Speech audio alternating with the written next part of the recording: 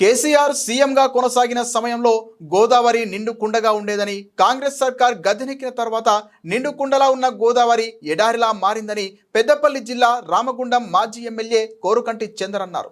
ఈ క్రమంలో గోదావరికని పట్టణ శివారు గోదావరి నది ఇసుకలో పార్టీ నాయకులు, కార్యకర్తలు పెద్ద ఎత్తున వినూత్న నిరసన కార్యక్రమం చేపట్టారు. ఇసుకలో బీఆర్ఎస్ నాయకులు క్రికెట్, ఖోఖో, కబడ్డీ ఆటల పోటీలు నిర్వహించారు. గలగలా పారే గోదావరి నది కాంగ్రెస్ పాలనలో ఎడారిగా మారిందని ఆయన ఎద్దేవా చేశారు.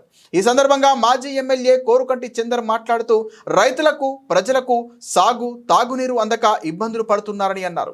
కాళేశ్వరం ప్రాజెక్టు కూలిపోయిందని సీఎం రేవంత్ రెడ్డి అబద్ధపు ప్రచారాలు చేస్తూ ప్రజలను, రైతులను నమ్మిస్తున్నారని అన్నారు. పంటలు ఎండిపోకుండా ఇప్పటికైనా రైతులకు సాగునీరు ఇవ్వాలని డిమాండ్ చేశారు. ప్రజలకు ఎన్నికలకు ముందు ప్రజలకు ఇచ్చిన హామీలను నెరవేర్చాలని ఆయన డిమాండ్ చేశారు. తెలంగాణ ఉద్యమ మహానాయకులు, అపర భగీరథులు, తెలంగాణ తొలి ముఖ్యమంత్రి వర్యులు కేసీఆర్ గారు ముఖ్యమంత్రిగా ఉన్నప్పుడు మేము ఇక్కడ ఎమ్మెల్యేగా 5 ఏళ్ల పాటు రామగుండంలో ఉన్నాం. ఆ రోజు నిండుకుండలా ఉన్నటువంటి యొక్క గోదావరిలో పడవల పోటీలను నిర్వహించినాం. 20 నెలలుగా కాళేశ్వరం ప్రాజెక్టు మీద కేసీఆర్ గారి మీద అక్కసుతో, బీఆర్ఎస్ పార్టీ మీద అక్కసుతో ఈరోజు కాళేశ్వరంను పంపులను ప్రారంభం చేయకపోవడం మూలాన గోదావరి ఎండిపోయింది. ఈ ఎండిపోయినటువంటి గోదావరిలో ఇలా మేమంతా కూడా కబడ్డీ పోటీలు, క్రికెట్ పోటీలు, అదేవిధంగా ఖోఖో పోటీలను ఇలా నిర్వహించుకోవడం జరుగుతూ ఉన్నది. ఈ యొక్క ప్రభుత్వానికి కనువిప్పు కావాలని గతంలో పాదయాత్ర చేసినాం. ఈ ప్రాంతం అంతా కూడా ఎడారిగా మారుతున్నది.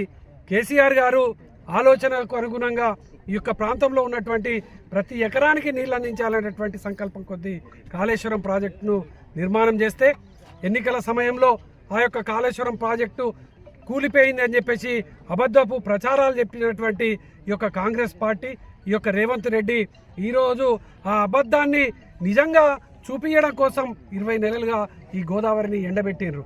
225 ఉన్నటువంటి పిల్లర్లు, 2 పిల్లర్లు మాత్రమే ఈ యొక్క చిన్నగా డ్యామేజ్ ఉంటే వాటిని రిపేర్ చేయడానికి అవకాశం ఉన్నా కూడా రిపేర్ చేయకపోగా ఇలా రైతుల మీద ఇలా ప్రతి ఒక్క ఎకరానికి ఎండగొట్టేటువంటి పరిస్థితికి దాపరించేటువంటి పరిస్థితి వచ్చింది. కాబట్టి ఈ ప్రభుత్వానికి కనువిప్పు కావాలని, ఈ ప్రభుత్వానికి ఇప్పటికైనా కూడా ఈ యొక్క కాళేశ్వరం ప్రాజెక్టును వెంటనే ప్రారంభం చేయాలని, కన్నెపల్లి పంప్ హౌజులను వెంటనే పంపులను స్టార్ట్ చేయాలని డిమాండ్ చేస్తూ బీఆర్ఎస్ పార్టీ పక్షాన నిరసనగా ఈ యొక్క క్రీడలను ఈ యొక్క ఎండిపోయినటువంటి గోదావరిలో నిర్వహించడం జరుగుతున్నది.